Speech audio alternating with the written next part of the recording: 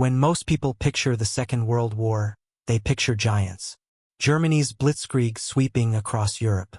The vast Red Army pushing back on the Eastern Front.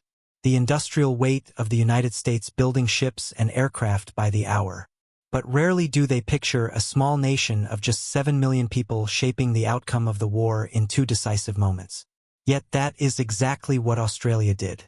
And they did it not once but twice.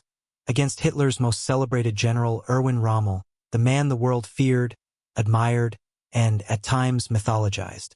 To understand how Australia broke Germany in a way few expected, we must start with the legend they confronted. In early 1941, Rommel arrived in North Africa after earning a reputation as one of the most daring operational commanders of the early war.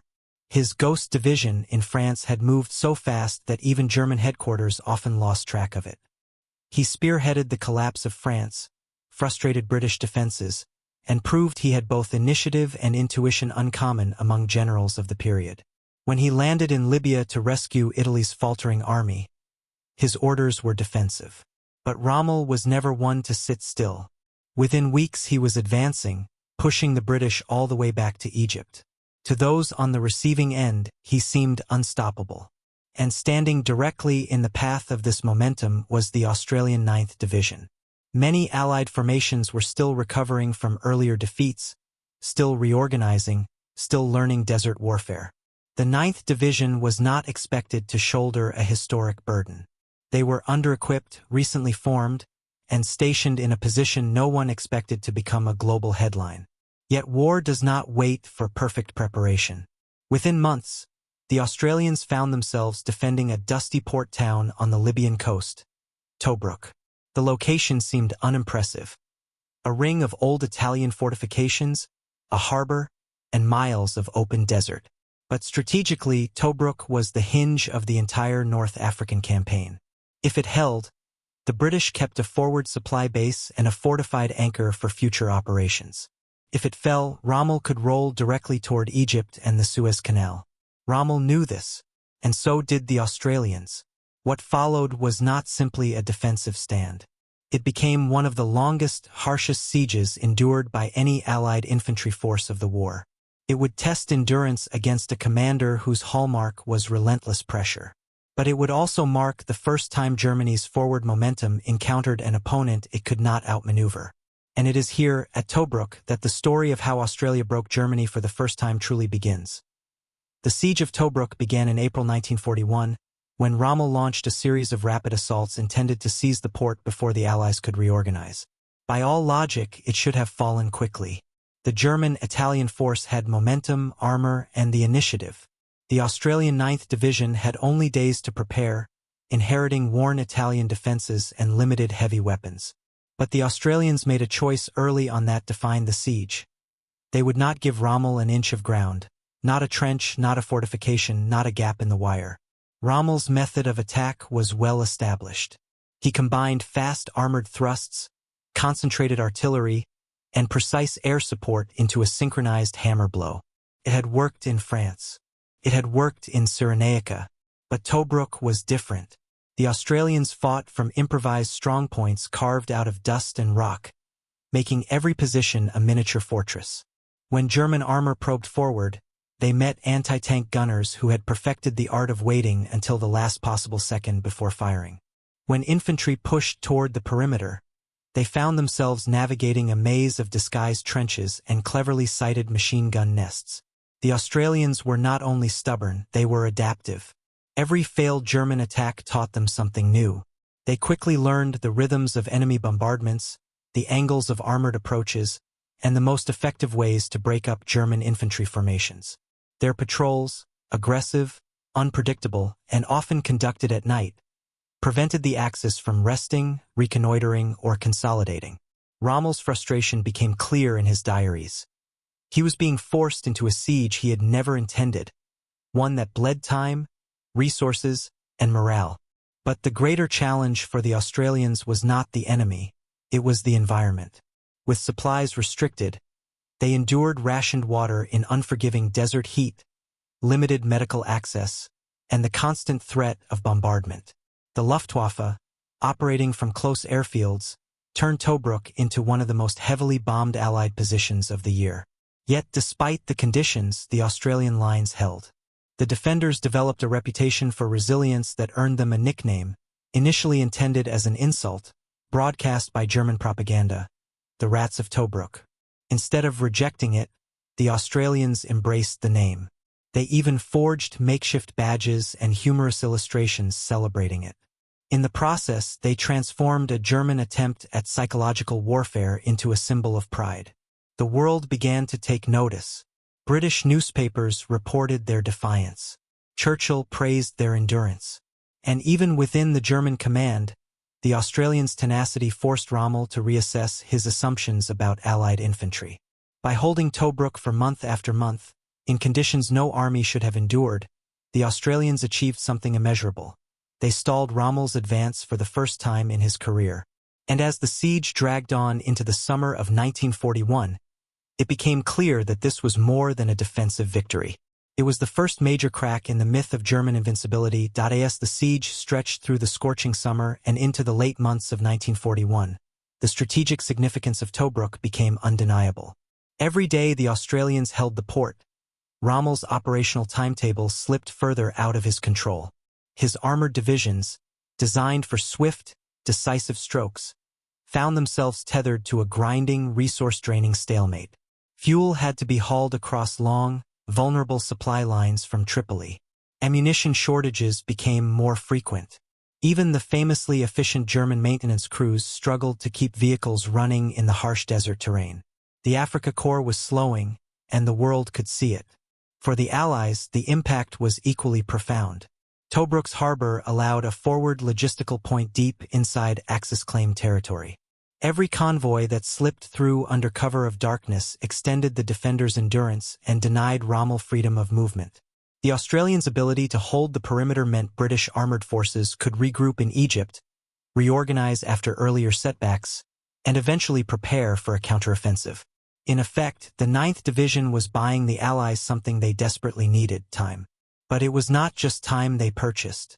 They also bought credibility. Before Tobruk, Allied morale had been battered by a string of humiliating defeats in Europe and North Africa. The myth of German invincibility, of a Wehrmacht that could not be stopped, hung over every campaign. Tobruk changed that.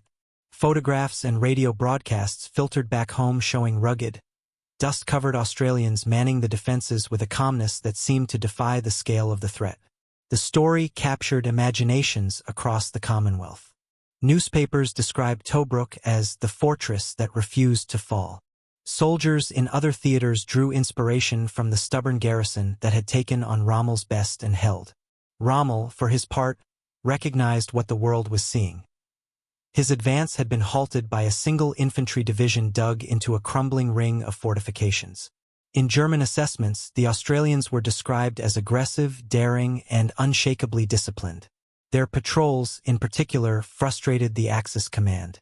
These small, stealthy raids constantly harassed forward positions, destroyed equipment, captured prisoners, and created the impression that the Australians were always watching, always waiting for a mistake.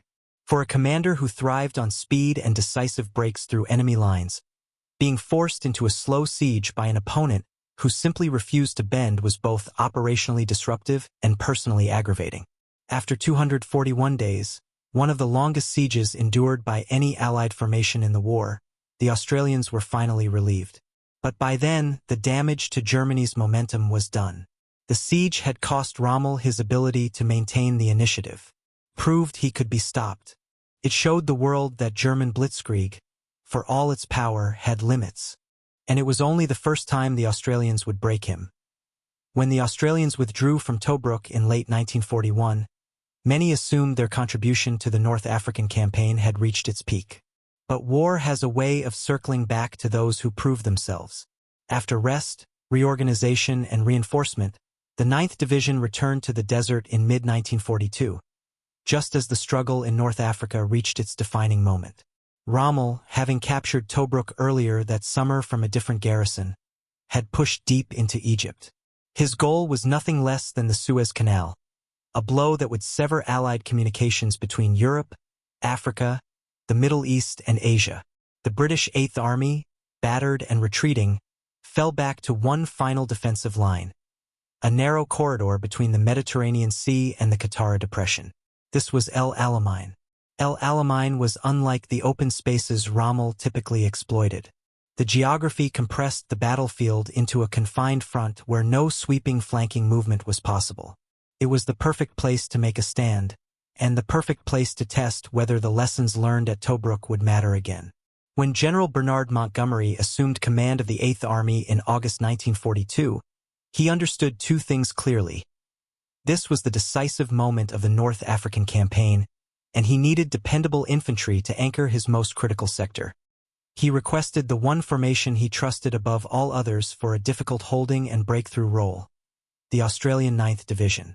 By the time Montgomery launched the Second Battle of El Alamein on October 23, 1942, the Australians found themselves positioned on the northern flank, facing some of Rommel's best defensive units. The plan hinged on a series of powerful frontal assaults known as crumbling operations. Their objective was not only to gain ground, but to pin German reserves, absorb counterattacks, and prevent Rommel from reinforcing the southern sector, where Montgomery intended to deliver the decisive armored blow. The 9th Division would once again be placed at the hinge point of the entire campaign. The opening bombardment lit the desert with thousands of artillery flashes. For hours, the night sky flickered like lightning as British, Australian, New Zealand, South African, and Indian guns pounded the Axis line. When the infantry advanced, they met dense minefields, interlocking machine gun nests, and anti-tank positions laid out with methodical precision. The Australians advanced by night, cutting lanes through devil's gardens of mines under fire, using every bit of experience they had gained during the siege of Tobruk. Their task was brutal: seize ridge after ridge, survive counterattacks, and keep the northern end of the front active, no matter the cost. And as the battle unfolded, it became clear that the Australians were doing more than holding a line. They were turning the northern sector into the crucial pivot point that would determine Rommel's fate a second time. Through late October and into early November 1942, the Australian sector at El Alamein became one of the most violently contested strips of ground in the entire North African campaign. Rommel understood that Montgomery's main armored thrust would come only after sustained pressure weakened the Axis line. What he feared most was predictable: a breach on the northern flank that could unravel the entire defensive system. And so he poured some of his most reliable units into counterattacks against the 9th Division, hoping to dislodge them before the Allies could consolidate their gains. The Australians absorbed these blows with a determination that echoed Tobruk.